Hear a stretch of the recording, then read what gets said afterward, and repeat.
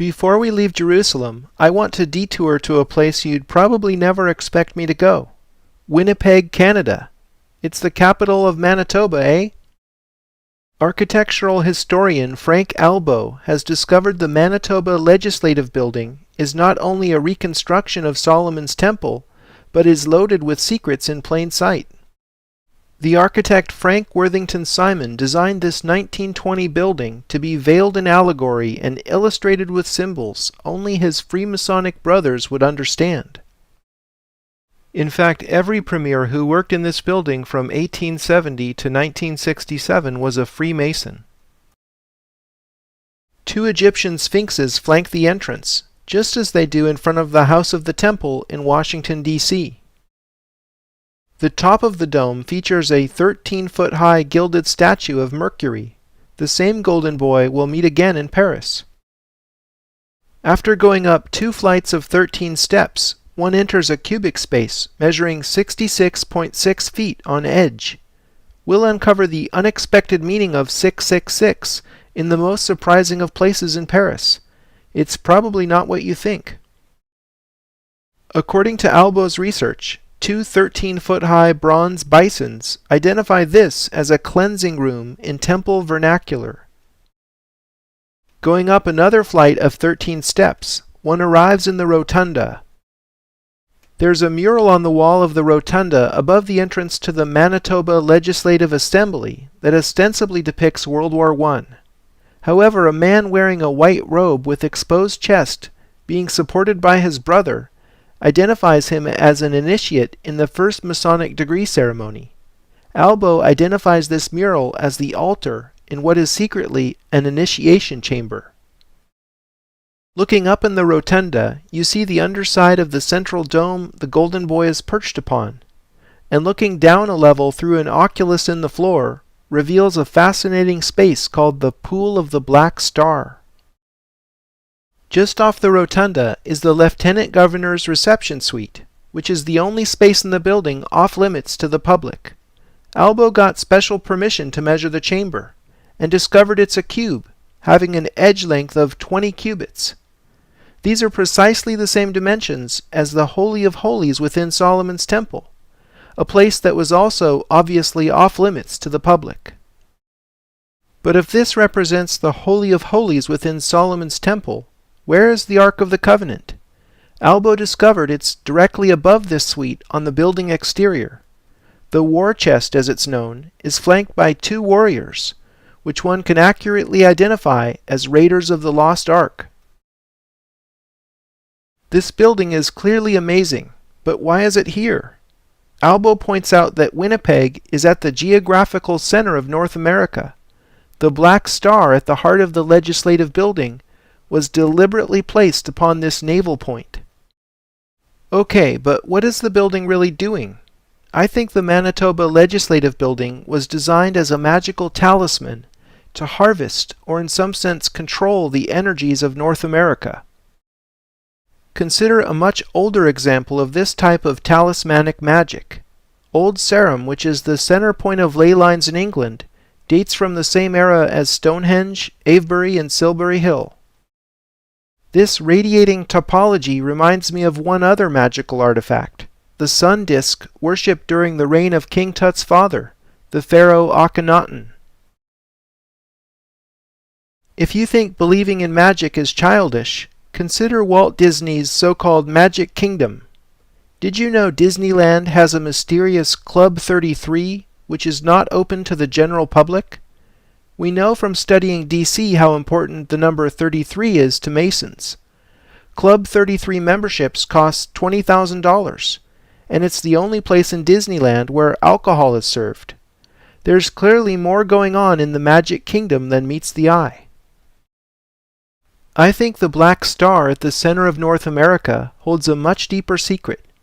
Physicist Nassim Haramein, whom you'll hear more about in Rome, believes that Moses took a compact power source out of the Great Pyramid and placed it inside the Ark of the Covenant before he left Egypt. Haramein showed how the Ark fits precisely within the misnamed sarcophagus inside the king's chamber within the Great Pyramid. It was misnamed because no mummy has ever been found in an Egyptian pyramid. By the way, the granite box's exterior volume is exactly double its interior volume, a mathematical relationship echoed thousands of years later in the Delian problem that plagued the Greeks. Considering the evidence, I think the Ark was an Egyptian artifact before it became the most sacred object in Judaism. In any case, Heremione believes the power source inside the Ark was a mini black hole. During their exodus from Egypt, the Bible says the Israelites followed a pillar of cloud by day and a pillar of fire by night. Heremione claims the mini black hole stored in the Ark would have produced just such a fiery vortex, rising like a pillar. Heremione's physics show that stars are really black holes under a mantle of trapped matter. Sunspots are black because they literally are vortices in the mantle that expose the black hole inside the sun. The pool of the black star reveals this great cosmic secret to those who can decode the secrets in plain sight. Perhaps there is nowhere else in the world with more layers of history and symbolism than Jerusalem. I can think of no better example of this than in the Church of the Holy Sepulchre. Its architecture is a patchwork made from so many untold layers. Calvary Chapel is built on the first foot or so of the rock upon which Jesus is said to have been crucified. Excavation that took place in 1973 revealed a chapel some 15 feet under this rock called the Tomb of Adam, where the first human skull is said to be visible in the rock face. In fact, the term Calvary comes from the Latin Calvariae locus, which is Golgotha in Greek, or place of the skull in English. Prior to the first Christian emperor Constantine the Great repurposing this site as the Church of the Holy Sepulchre, it had been a temple of Venus. Before the Romans worshipped Venus, she was known in the Greek world as Aphrodite. And if we dig deeply enough, we find yet another layer on top of the Egyptian Isis. The notion of Christianity layering Egyptianism is nothing new.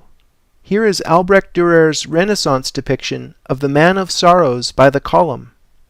Note Christ's unmistakable Egyptian crook and flail posture.